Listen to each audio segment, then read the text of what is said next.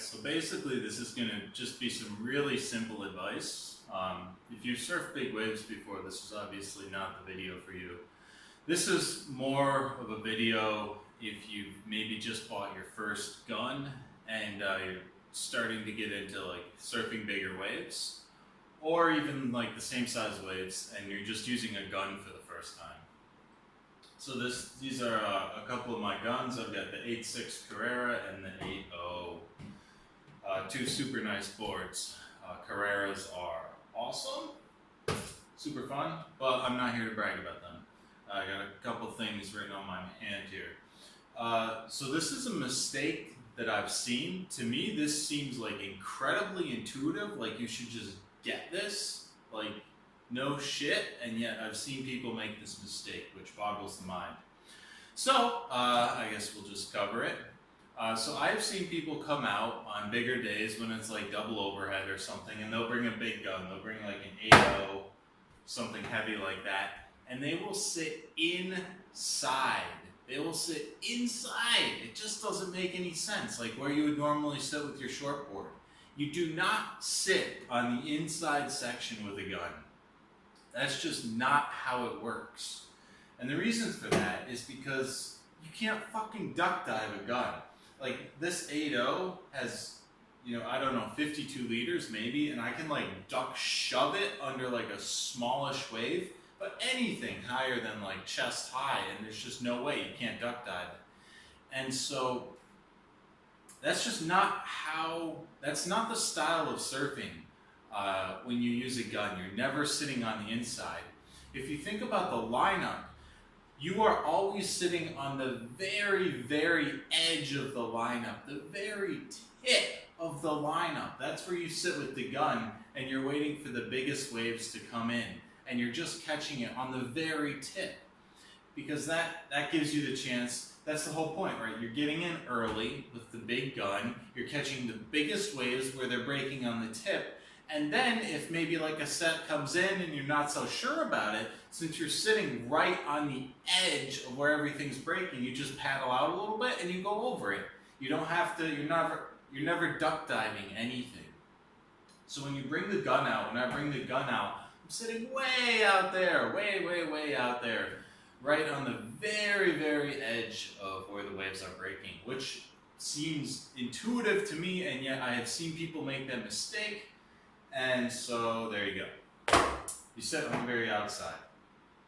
Now the point of riding the gun is to get in early. And it's actually a super cool sensation. If you've only ever ridden a shortboard and you're just used to taking kind of the steep drops and coming in, you're catching the wave at the last second.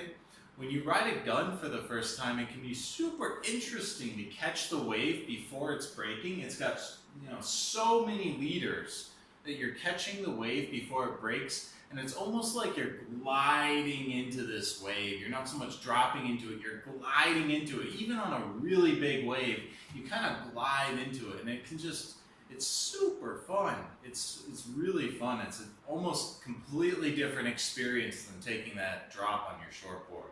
So you're sitting out deep, and then you're catching the wave before it breaks on your gun. So you're always thinking about positioning. And so a lot of times when you ride a gun, you are going to be like the only person in that location, or it's like you and one other guy and then all the other shortboarders on the inside, which can sometimes kind of fucking suck, because then you're like, when you go to take off, everyone else is behind you and you're aiming straight towards them, but that's a whole nother rant.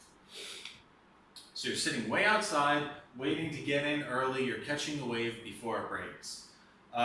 Now, inevitably, sometimes you are going to get caught, of course, and you can't fucking duck dive these things for shit. This one I can duck shove. This one is just, you can put a fucking motorcycle on this thing. It's not going underwater. So you're going to be ditching your board. And so one of the lessons that I learned the really hard way, I'll link to this video where I talk about this actually. It was the scariest experience, not scary. It was the closest I ever came to no longer being on this planet happened when I was riding this board at Ulu.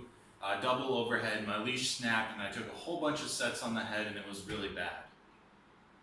And the reason that my leash snapped was that I had ditched my board, and what had happened is that, the leash, attached down here, so the leash had gotten caught up in the fins. It had gotten caught up in the fins when I ditched my board, and so then when the wave came, it pulled on it, the leash sliced on the fins, and it snapped.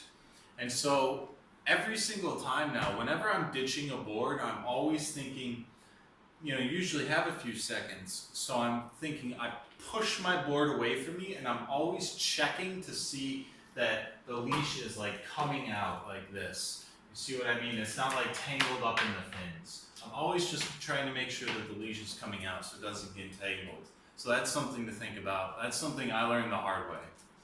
And another thing I did, I don't know if this is necessary or not, but so this part of the leash here, which is closest, when it's attached, this is the part that can get tangled in the fins. I just took a bunch of this Gorilla tape, the Gorilla Glue tape, and I just wrapped it around here a whole bunch of times.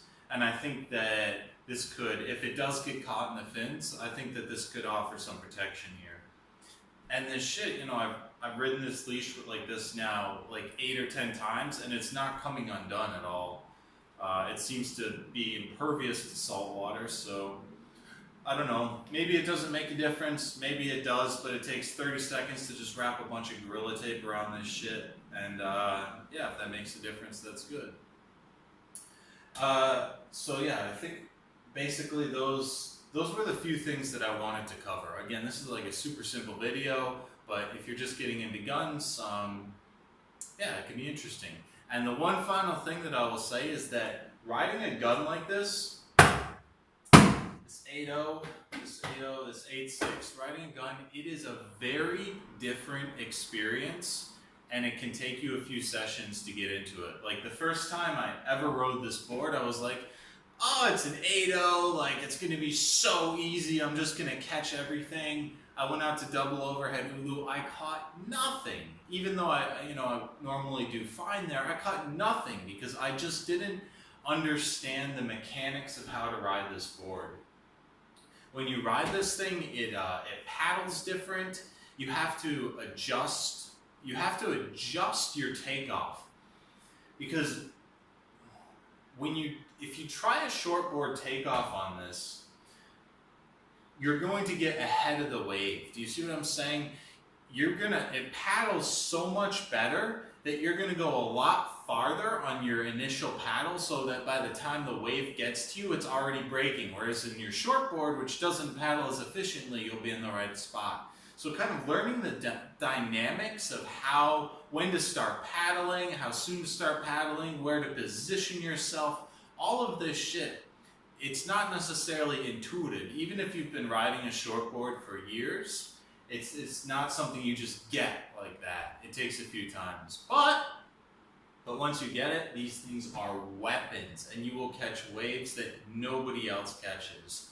The whole other lineup, they'll try to paddle into this double overhead stuff, and if you're really good, you can do that, but mostly you just see guys trying to paddle into it, they miss the wave after wave after wave, they miss it, and these things just glide into it. It's fucking beautiful. It's beautiful. So yeah, guns are cool, and I did a review of the Carrera. I'll post another link to that somewhere in here, however YouTube magic works, and you can check that out if you want. Otherwise, have fun and get out there.